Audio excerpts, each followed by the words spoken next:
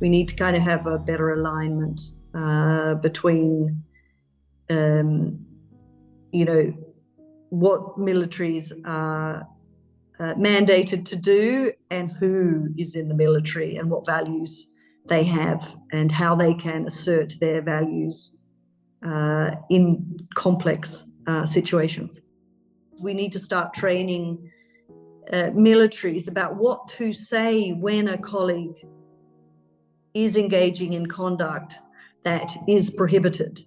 Having the frame in which they say, you have to stop, this is not permitted. And also, there should be promotions for people that expose these kind of violations rather than what often happens is they're sidelined, etc. So I think, although this report, was about war, it's specifically about wartime, so soldiers are very relevant.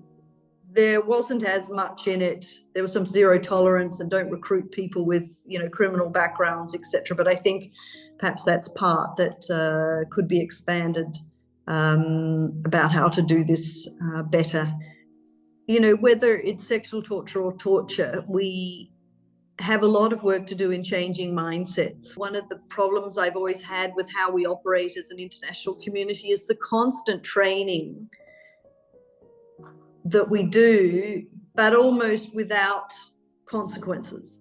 So training without qualifications, training without testing, training without graduation, training without integrating it within an academy, but kind of separate training. So I think that we still see a lot, these kind of more, ad hoc trainings that happen. And I think whenever we can, we should be going through academies and strengthening those academies. And certain roles, especially in the police, require specialist expertise. And so kind of trying to get countries to move towards a more professionalized structure. And then, recruitment is a really important part that I think we haven't spent enough time on at the international, as a collective international community, all of us together. Because for this report, it says clearly anyone that has a background in domestic violence or sexual violence, a criminal background should be excluded from recruitment into militaries. Of course, what we see is that the recruitment is direct from prison. So, in some places, so it's there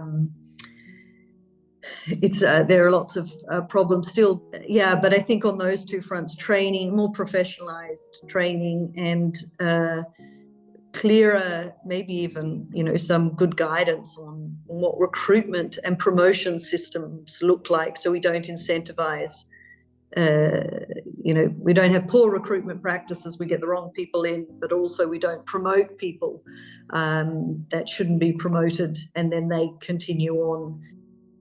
Sometimes it does take a full-scale clearing out of the police force, in context of corruption, etc. And leaders need to be really brave to be able to do that. That happened in the Australian New South Wales police force when I was going through university and attended the Royal Commission, that they said there was widespread corruption from the commissioner himself down to the newest recruit, and they started to disband the entire police force and put in new procedures, etc. So I think, and you might need to do that with the full military as well. So I think there's more research there that I think we need to get our hands on and understand, so we can provide better advice when requested or when we see an issue.